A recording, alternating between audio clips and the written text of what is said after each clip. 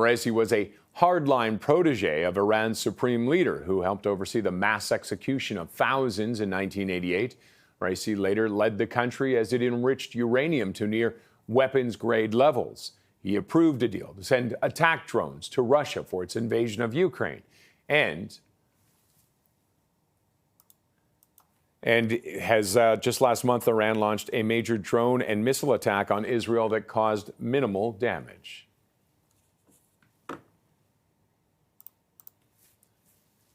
And let's bring in Robert Riggs now, our Middle East geopolitical consultant, to talk more about this. Robert, thank you very much for joining us this morning. Thanks for having me. Well, with this news, where do we stand in the Middle East right now?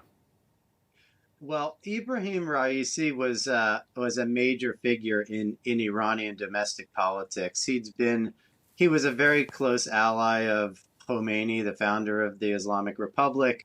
You know, he served in the judiciary, as you mentioned, in the 80s. He was famous for being part of a panel that was kind of nicknamed the death panels because they, with very little due process, executed thousands of political prisoners after the Iran-Iraq War. And he's been, the head of the judiciary until recently becoming president. He took a very hard line and aggressive kind of confrontational stance toward the United States, as opposed to Rouhani, his predecessor, who had signed the nuclear agreement with the Obama administration.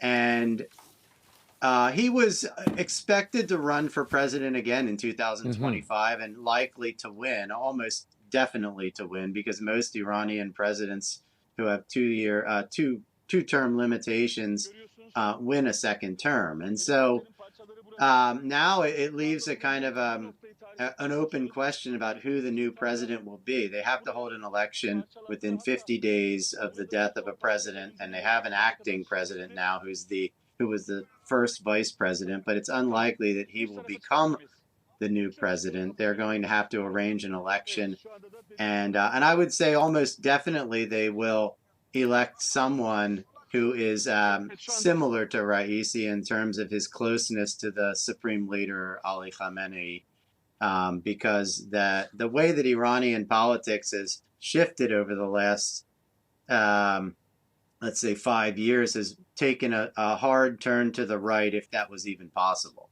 Is there any indications there might be somebody to replace him who would be more moderate?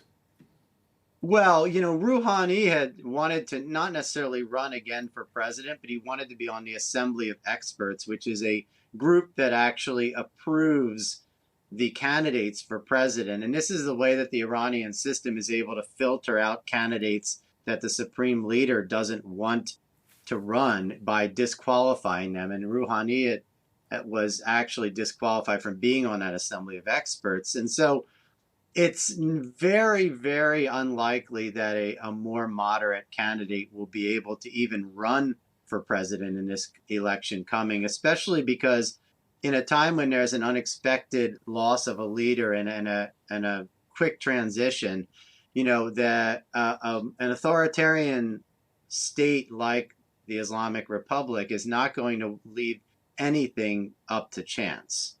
So no void there. Will we see any reaction from the opposition there? A lot of people, of course, unhappy with the government they have in Tehran. Could we see any kind of protests or demonstrations? Well, there has been actually.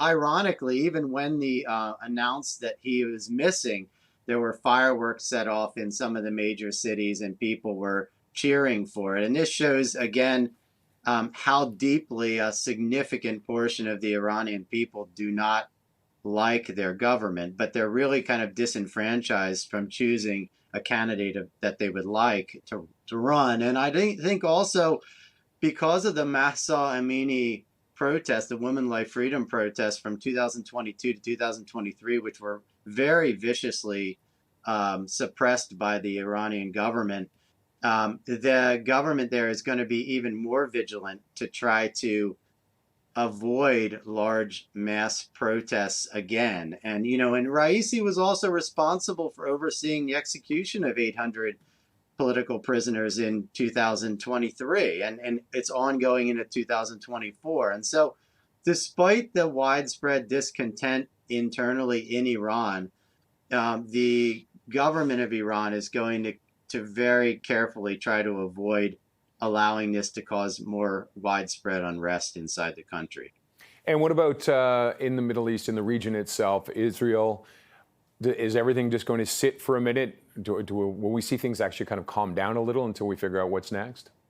Well, I don't think that that's going to change anything in the Israel-Hamas war, because the group within Iran that has the real power is the IRGC, the Islamic Revolutionary Guard Corps, and their Quds force is very active in the wider Middle East, and they are not going to change their support for Hezbollah in Lebanon or the Houthis in Yemen or the Iraqi Shia militias that are armed there, or Hamas and Palestinian Islamic Jihad if they can reach them.